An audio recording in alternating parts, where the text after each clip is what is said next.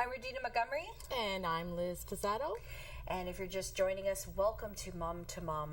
Before the break, we were talking about resumes, how to have that, resume stand out, and now we're going to look at the dilemma of daycares. I know as a parent, we've both had that. We have teenagers now, so we don't have that as much, but I remember some of the dilemmas I've had over the years of finding the right daycare. And that's what parents are stressing about. You know, you want to put your child in a reputable daycare. What do you look for in one, and what should they be offering your child? And here today to help us with our questions is Diana Hollister. And you tell us who you work for. Okay, I work for the company called Sandbox Tech, and I'm a registered ECE, and I've actually worked with children for many, many years. And really, when you're talking about daycare, I think probably what most people are looking for, usually people are thinking, you know, I want to go into a daycare, whether it's a home daycare or a daycare that's a licensed daycare. That's one of the key things. You want to make sure that it's licensed. Right. A home daycare, if you were going for a visit with your child, one of the key things I'd look for is if that person is actually interacting with your child. So if they're talking to you, but they do not acknowledge your child at all, that's a red flag for you right there. Okay. And you're looking for things like, obviously, if they have other children that are there, they look healthy, they look safe, they look like they're having a good time, they're doing arts and crafts, they're keeping busy. So would you suggest when you are looking into, say, a private daycare, that you ask that you go in the home and sort of take a look around, right? Absolutely. Look out for cleanliness, like you were saying, safety issues. For you know, sure. and so And how many kids are in the daycare? How many kids are in the daycare? And time again, you hear the news when these people aren't licensed, and you know. Well, ratios are very important. Because what are the ratios? Well, depending on whether it's a home daycare or if it's a daycare that's in a daycare center, depending on how old the children are, will determine what the ratios are. So if you've got children who are younger, then you're going to have fewer children with an adult. If you're going to have children who are older, they're more capable. So you're going to have an adult with those children too. For example, where I work at Sandbox Tech, we run a before and after school program. Those school-age children, you are allowed a 1:15 ratio. Oh, wow. That's great. And now with the, a lot of people are talking about the junior kindergarten, senior kindergarten, that's on your minds, and that is a 1:10 ratio, and that's happening within the school system right now. And that's very interesting because a lot of parents are stressed. And I think the big thing right now is everybody is sleep deprived, except for the children. The parents, this is true. They're never sleep If deprived. you look at all of the teachers right now, they all look like they're stressed because they've got all of these little people to take care of. Right. So what do the daycares offer us, like as parents, when they're at the daycare? Yes. You know, we don't want them just to be sort of babysat. Right. We like them to be doing actually be doing something. Want them to be doing things. Want them to be learning. We want interaction between you and our child. And often also, when you're leaving your child for the first time, you know, there's that separation anxiety. Absolutely. Sometimes it's worse for the parent, though. It's worse for the child. Yeah, you feel guilt. It depends on the child, too, because some children are very independent. So when mummy's leaving, they're like, bye-bye, see you later. And other children are crying, they're upset. I think what's happening now is there's this, you hear a lot about child-directed play, and I think that is a big buzzword. A lot of parents are thinking, does that mean they put little Johnny on the carpet and you're leave directing him playing all day? And we're all there, sort of like, so what were you doing yesterday? No, that was the old days. That's not what it's all about. That's right. It was the old days. That's right. So with the child-directed play, you want children to explore. Right. You want them to extend their language. You want them to ask questions, but you also want to ask them questions where, if I said to Johnny, do you want to play with the water? Yes. That's not the question. I want to say, you know, shall we get the water out, Johnny, and what should we do with it? I think you brought some examples of that. That's You're right. going to be we get to play now. Right. So we get to be children again. Yay. Okay, so I thought were we ever children? Have we ever stopped being children? Well, right. So we thought we would start off with, why don't we, okay, I'm going to let you be, you are going to be the children. So if one of you would like to pour some water. I want to pour. Right? Well, that's mine. I'm sorry, don't let me Diana. get out my whistle because I will. The whistle. I will do it. Okay. Since I'm closest to it. Where am I pouring You this? can pour it into, I'm going to let you have the choice. Where would you like, which one of these beakers would you like to pour in? You can pour in as much as you want or as little as you want. If you wouldn't mind leaving some for Lizzie, because she is going to be blowing some bubbles in a minute. I am the third child. All right. There's Lizzie nothing gets to left have for me. a turn. I'm the oldest Yeah, child. and I was the third, see? Okay. So I'm the bossy And so one. I'm going to pour in here. Right, that's good. Right. Good job. Thank you. Thank you, Diana. First test. Now, we'll see if you pass the next test. Okay. So now what we're going to do is I'm going to say to you, right, what do you think I have in there? I think there's something blue and liquidy. Oh, that's a very good answer. Thank you. Kids, no, but would a kid stick their finger in and taste it? Is that what you want them to do? No, definitely don't want them to taste it No. because it's not going to be good. But I would say to them, Regina, can you just have a little smell? What does that smell like to you? If you were Liquid detergent. Let's begin. But very good. Very good. So now what we're going to do is you are going to pour your detergent in there. Okay. Both of you. Okay. Right.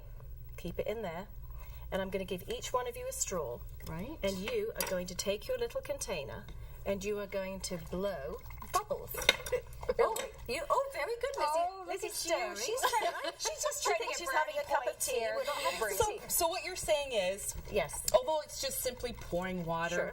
putting soap in, they're actually learning other skills, They're learning right? how to wash the dishes when they get Oh older. my gosh. You know, I Why have to tell can't we you, think of this? those children actually love washing dishes. Young children. If you say, "Oh, I've got to," if you have the We're gonna toys blow out bubbles? and you put them in the bowl, they want to wash the dishes. don't know That's if my mine job. has enough. But they want to come and help. So if you blow blow that, now bubbles. let's do a little test here. I'm going to Mine's all pretend. working. I'm going to say, Regina, Yes. what do you think that is? Oh, sorry. It's something shiny. It's something I should put that in my mouth and choke on No, it. you won't put it in your mouth and choke on it because I'm not going to let you. Okay, good. But let's see. If you put that in there, do you think it's going to float or sink? I'm not sure. Let's see what happens. see what Okay. happens. What Oh, happens? It's Very sank good. to the bottom. Very good. Okay. And what's this? This looks interesting. That. I want to play with that. Okay, Yes. Be very careful. Now, with Oh, yeah. something like this, with your young children, this is food coloring. Oh, I got a bubble. Oh, I got a bubble. There we go. So you don't really want them. Now, here's the thing. I will take the top off. Right. And I'm going to say, Lizzie, I'm going Yes. to let you squeeze that in there. Okay. Just one squeeze. One of course, squeeze. now what happens is they'll put in 10. That's good. See, Very good. one. Do you not know what one is? I am You don't trying to listen act very well, the part do of you? a real child. I'm Lizzie? not listening. Do you know what this is, Regina? Regina's kids won't know what that is because she doesn't bake. I do. This is called a whisk. Actually, I'll have you know, I'm Yes. a good baker. You Thank are. you. I had your potato salad. Usually, Oh, that's a cook. That's cooking. with the little children, we want to make sure that we're holding the container. Oh, sorry. Right? No, it's okay. So I'm holding for you. So if you're whisking that, right? Oh. So I could say to you, Lizzie, what are you doing with that, other than making a noise? So let's pop that away right now. Right. What are you doing with that, Lizzie? I'm mixing. What are you mixing? What are you making? I'm making colorful bubbles.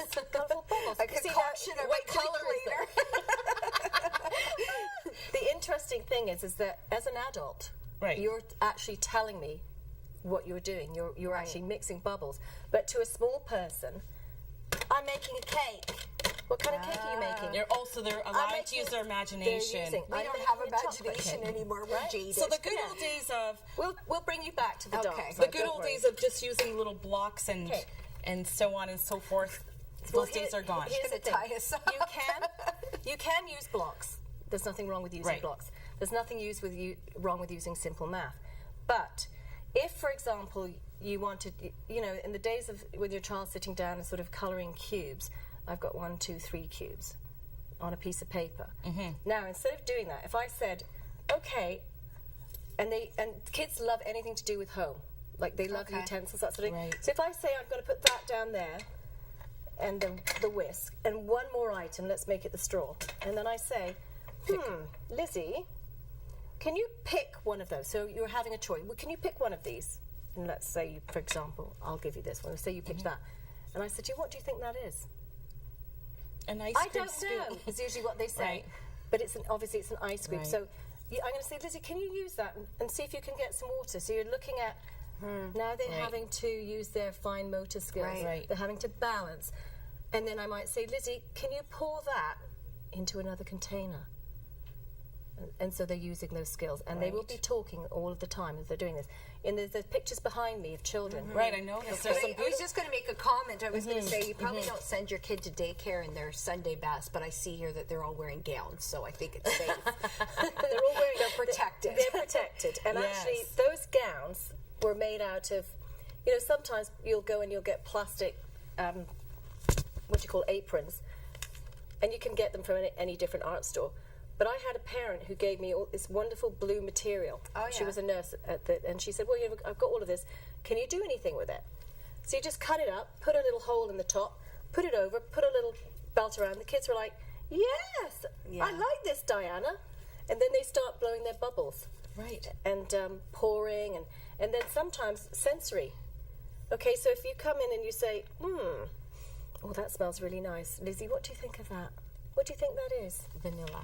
You're Lizzie, you know what? You're a very smart. good little girl. You get to go to the top that of the class. Little girl. Thank you. She's brilliant, isn't she? So this is great. You know what? Knowing that this kind of education is out there. It is very simple. It's so simple. But it's great to know that they've gone above and beyond and, bringing this kind of play to your children. But you think about it. You can spend so much money on buying those fancy toys. Yeah, and here really you a are. lot of it's just at home. And actually, the thing is, there are toys that are specifically for math.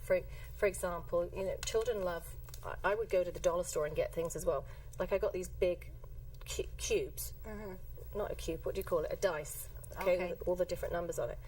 I took that $1 item in, and it was like I had hit the jackpot. These children are rolling this big dice, and then it goes on to they start in a different game, and then they start another activity, and it just keeps extending and extending, and they're talking about the numbers, and they're talking about the game, and then they're making up a game, and then the other children are getting involved, and they're starting to write down the rules of the game. Right. Well, you know what? This has been some great information. Thank you for joining us today. You're very welcome. Thank you so much, Diana, for coming. Thank you. So Diana's helped us along.